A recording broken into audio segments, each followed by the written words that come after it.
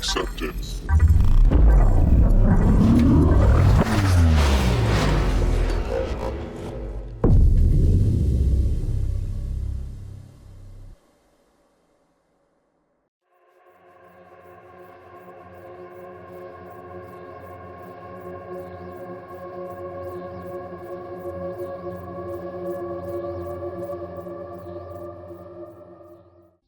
What is up, my hacker friends? It is here, it is finally here. That's right, the SQL Injection Lab is finally here.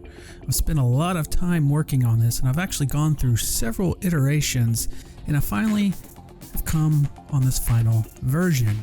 I want something more real world, something that you would actually come across and have to deal with. So what I decided is I would take WordPress, and then I would find a whole bunch of plugins that have had SQL injections over the years, and then we would use those to practice in a real world environment on how to attack plugins via SQL injections. So that's what I did. And not only that, but I have 10 different levels for these SQL injections. However, this is just going to be the very first batch, which is going to be 5 different plugins. So would you like to get a free copy of my brand new, never before seen Python 3 ethical hacking course on cyber surveillance tools?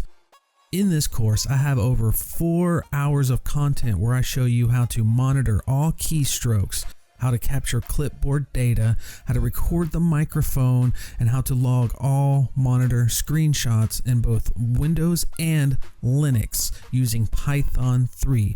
If you want to get a free copy of this course, go ahead and leave a comment saying that you would like a copy, and I'll select 10 random people from the comments to get a free copy of my brand new course.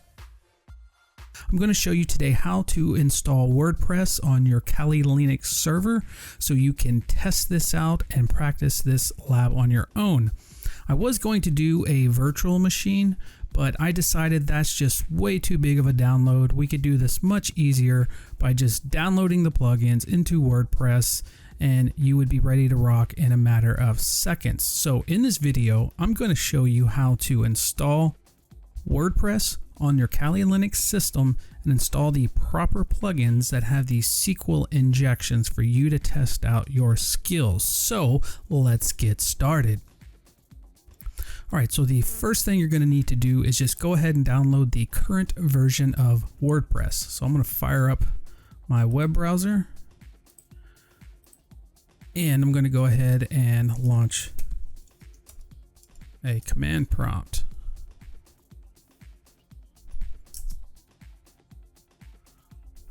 So first thing first, let's go to wordpress.org. And at the top right, go ahead and click that link that says Get WordPress. And then down here, you will see a link. I'm just going to right click that, copy link location. Then over here, you want to change directories to var www.html. All right, once you're there, just go ahead and use wget. Paste that URL and download the current version of WordPress. Okay, now that we have WordPress downloaded, let's go ahead and create a new directory. I'm just going to call it WP, change that directory. Actually, first, let's go ahead and move.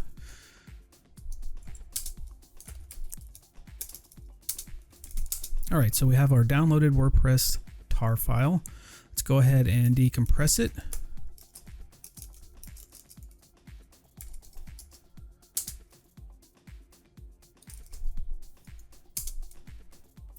All right, so we had WordPress extracted. Okay, so now what we need to do is you want to make sure your Apache is running.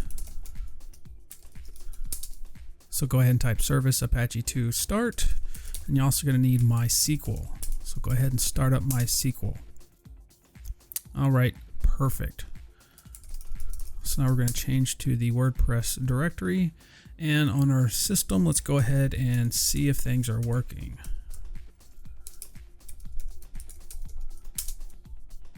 And sure enough, we are getting the installation for WordPress. Okay, now before we get started installing that, we're going to need to create a user on the MySQL server. So let's go ahead and log in to MySQL. And we are now in the MySQL server as the root user. So now what we want to do is we want to create a new user. We're just going to call it SQLi at localhost.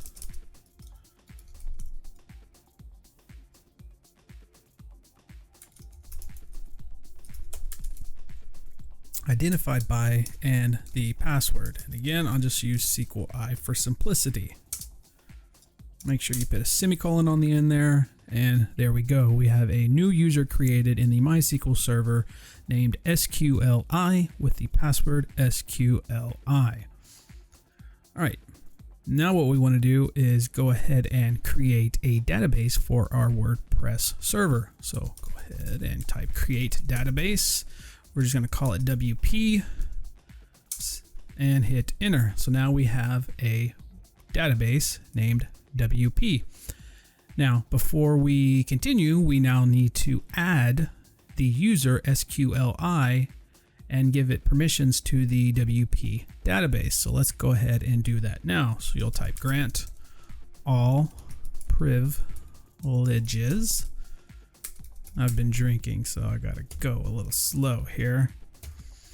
All right, to SQLi at localhost semicolon. And I think I got that there. So let's go ahead and hit enter. There we go. Now we've now granted all privileges to the user SQLi for basically all the databases on the system. We could have replaced this right here with the specific database, but I just went ahead and did a wildcard and added this user to all of the databases. So that means this user can now modify or access or do whatever it wants with any of the databases on the system. Now, before this takes effect, we still need to execute one last command, and we need to flush the privileges so our new privileges will take effect, and we are now done. So our user SQLi now has access to the WP database on the SQL server. So at this point, we can now continue with installing WordPress. So let's go ahead and click Let's Go. And the database name is WP, username SQLi, password SQLi. We're going to leave localhost the same. We're going to leave the table prefix the same. And now we're going to click Submit. Okay, we got some permission issues because basically the web server here does not have permission to write in this directory, which is just fine. So what we're going to do is we're going to come to the command prompt here, and we're just going to manually add this WordPress config.php file. Now, this is not what you would do in a real environment, but since this is just a local server, this is just fine. This is just for our testing. All right, so you can see it's added the database WP, username, password, localhost. All right, so go ahead and close that out, save it, and we'll come back and run the installation. Bingo, so far so good. So now we'll just call this WP SQLi, username admin. We'll do password. We'll keep things simple. And email address. Yes, you have to enter in an email address. And go ahead and click this just for good measures, because if for some reason you happen to be installing this on a system exposed to the internet, you definitely do not want search engines indexing this site. Because remember, we're going to be installing vulnerable plugins. All right, done. The installation is complete. Our account is created. Now it's time for us to log in. So let's go ahead and log in to make sure everything's good.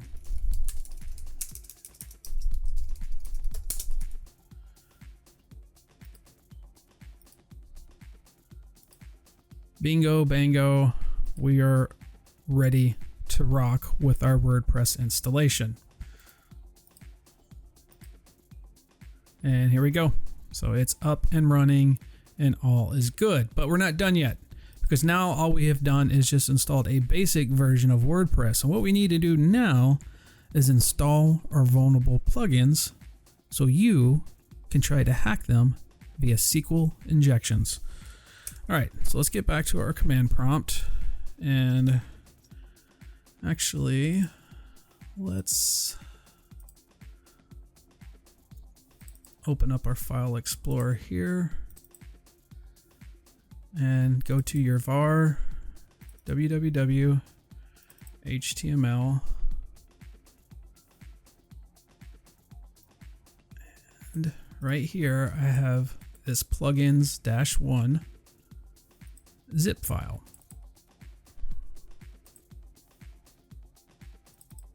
So go to your var www html wp WordPress, then go to content, and then to the plugins directory. Go ahead and paste this plugins-1.zip file, and you can get this file from the link in the description. Just go ahead and download that, and we're going to go ahead and just open it. So inside that, you can see we have 5 different plugins for WordPress. Every single one of these plugins has a vulnerability with a SQL injection. So go ahead and copy all of these, and then just copy them into your plugins directory. All right, now that they're there, let's go back to WordPress. Go to the plugins, and then you can see we have our plugins installed. Now you'll notice a couple of these have been updated, but don't update them. The reason why there's an update is because they've fixed these vulnerabilities. You don't want to update because then you're going to get rid of the SQL injection. What you'll also notice is some of these have not been updated, and that means these are still out there in the wild. All right, so what I recommend doing is not enabling all of them at once. I mean, you can if you want to, but I would recommend just enabling one of them, like maybe this IP logger, and then just focusing on that one plugin. And that way you don't get too distracted bouncing around to different plugins at a time. If you don't get anywheres with that plugin and want to move on, just go ahead and deactivate it and activate a different plugin. So you can see this add rotate plugin has an option over here where we can come and create ads for our WordPress website. So you might want to peruse all these different options, set up some fake ads on your site, and see if you can figure out how to exploit this plugin via a SQL injection. And I assure you, there is a SQL injection here. You just have to find it. So it may take some effort, may take some time. I definitely recommend that you try to use it as if you're using it for real, and then try to attack it. But this is going to be the first batch for this lab, and that's 5 plugins that you have to try to hack via SQL injections. I thought this would be a much cooler way to practice your SQL injection skills than using some basic SQL injection lab that, we've all seen before. Like, we've all know how to get past a freaking login prompt with 1 = 1, so on and so forth. I wanted to give you guys something that was real world, so I hunted down 50 different plugins for WordPress that have SQL injection vulnerabilities, and I'm going to release them in batches of 5. So stay tuned. In the future, I'm going to have some more SQL injection plugins for you guys.